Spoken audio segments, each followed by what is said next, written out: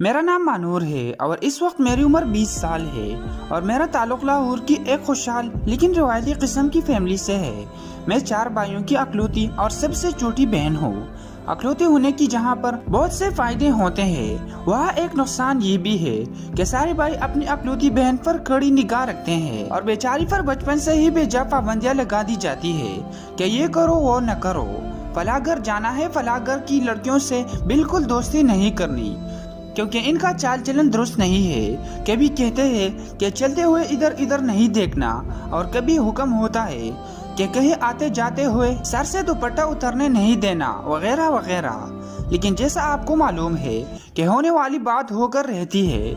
यहाँ मैं आपको अजीब बात बताऊँ कि मैं वक्त से बहुत पहले ही जवान हो गई थी और बहुत शुरू में ही मुझे प्यार के बारे में कुछ न कुछ अंदाजा हो गया था। उसकी वजह ये थी कि घर में एक तो सब मर्द ही थे और जो एक औरत भी थी वो मेरे सबसे बड़े भाई फैज की बीवी थी, जो जाहिर है अपने खाउन के साथ सोती थी। इसलिए मेरा इनके साथ सोना बहुत मुश्किल था और मसला ये था कि मुझे अकेले सोते हुए बहुत डर लगता था। इसलिए चारों ना चार मेरे वालिदैन मुझे अपने साथ सुलाते थे, लेकिन वो मुझे अपने साथ पलंग पर नहीं सुलाते थे बल्कि उन्होंने मेरे सोने के लिए एक छोटी सी चारपाई बनवाई हुई थी। अलीना अब बिना कोई मुजाहिमत किए उसे सब कुछ करने दे रही थी और ये सब कुछ उसके ससुर जी बहुत ही करीब से देख रहे थे। इनको कुछ समझ नहीं आ रही थी कि ये उनको अच्छा लग रहा है या बुरा।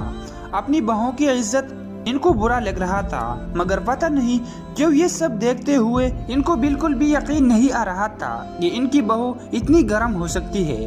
और अब इनके सामने अलीना का पूरा जिस्म भी हिल रहा था। मलिक साहब को भी इनकी बहू का गरम गरम बच महसूस हो रहा था और अब तो इनकी अपनी हालत भी खराब हो लग रही थी। इनको लग रहा था कि इस सारी खौफनाक सूरत हाल के बावजूद भी इनका अपना आप से कंट्रोल खत्म हो रहा था। जैसे ही उसे इस बात का एहसास हुआ